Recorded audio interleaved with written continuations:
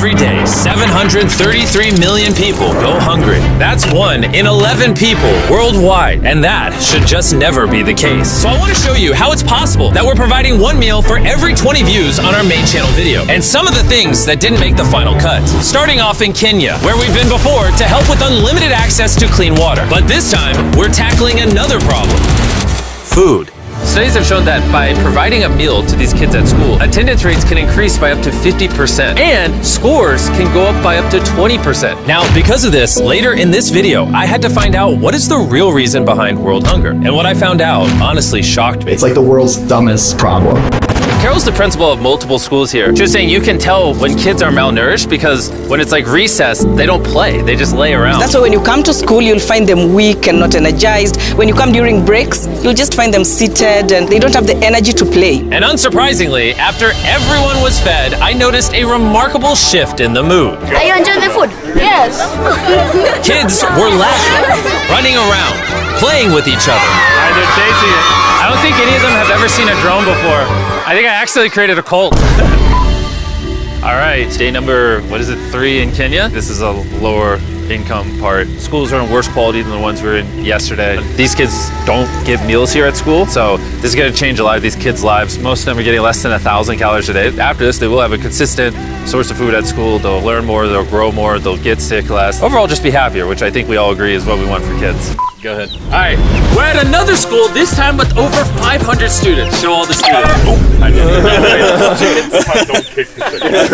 This one has over 500 students. Show them all.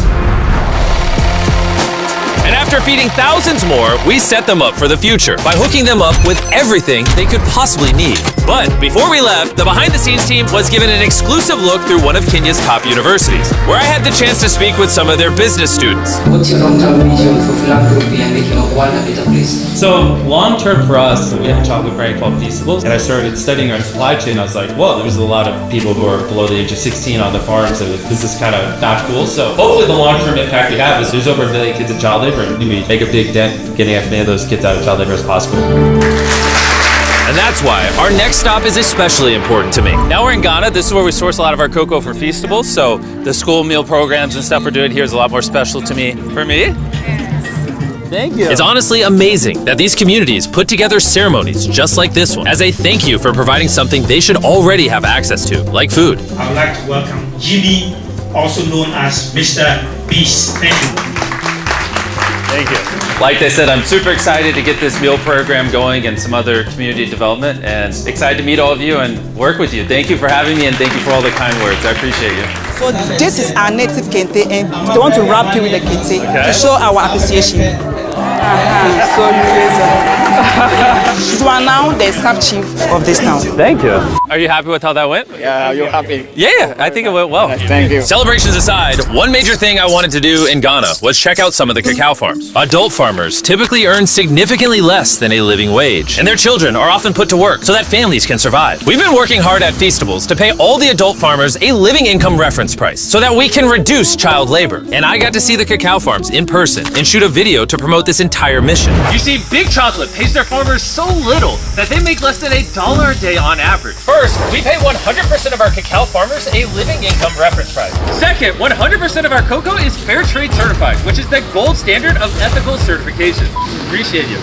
Appreciate you guys. I'll see you guys tomorrow. There you go. Thank you. Everyone who watches the main channel video might not fully understand the impact, but this is going to keep a lot of kids at school. It's going to lower the dropout rate. It's going to get people off cacao farms, which is what I'm trying to do at Feastables. We just kicked off the school meal program here. Crazy enough, they had 10 kids enrolled because rumors went around that I was starting a meal program. And then since we started a couple of days ago, 11 more have enrolled. So 21 just because of the free meals, which is great because it's 21 extra kids, most of which probably would have been working on cacao farms. They said like 97% of kids here came from cacao farms. And now they're getting well fed and getting an education. Over the past few years, we've done everything we can to give back, like building 100 wells in Africa, 100 houses across the world, and helping 2,000 people walk again. And after 73 philanthropy videos, with the help of you guys, we've spent over $90 million towards these projects. And while that might seem like a lot, there's still a lot more work to be done. And while countries in Africa struggle with a lack of food, in America, there is too much food going to waste. How many people have you fed in your life? At least 3 to 5 million people. Isn't that crazy? It's unbelievable. This is Evan, and for the last 6 years, he's dedicated his life to building Sharing Excess, a nonprofit organization dedicated to reducing food waste and feeding those in need. And they've saved over 118 million pounds of food from going to waste. And it's all possible thanks to volunteers, donations, and this massive warehouse. This building alone is the size of 14 football fields and has 700,000 square feet of refrigerated warehouse space. I didn't know buildings this big existed. Look how long it is. And this is just one section. There's a ton of these. Since unbelievable amounts of food end up in landfills each year, reducing food waste could literally end world hunger.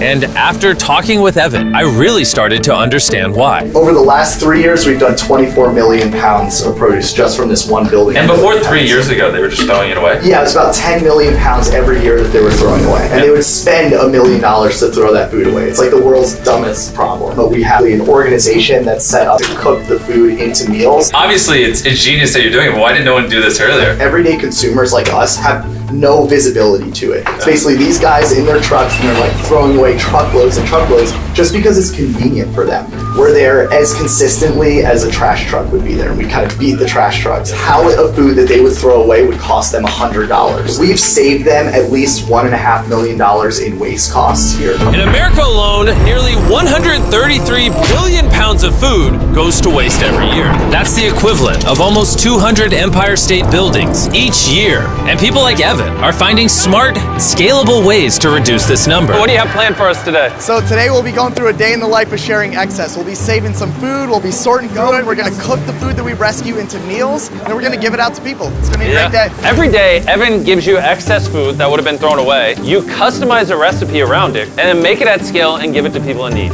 You are absolutely correct. For free? Yep.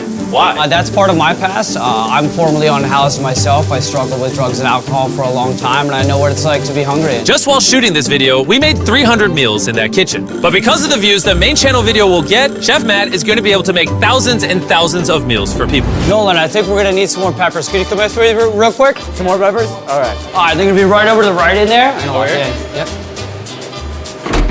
Did you just lock Nolan in the freezer? It depends what you mean by lock. You're my new favorite chef. Is this a lock me in the fridge bit? Is that what's happening? We spent a total of 2 days in Philadelphia prepping, filming, and handing out a ton of food. And once we were done there, we took the operation back to my home state of North Carolina to do a free food drive for the local community. Every car here is getting a box of perishable food, some packs of grapes, some bananas, some meats, lots more vegetables, pre-made meals, things that would have been thrown away, but because of Sharing Excess, isn't. Evan, how does it feel to see all the food you saved go to people who need it? Oh my God, it's like a dream come true. In total, we fed over 7,000 people during the production of this video. However, that number will continue to climb the more you watch the main channel video. So if you haven't already, go watch it. And if you've already seen it, go watch it again and give another meal to someone in need.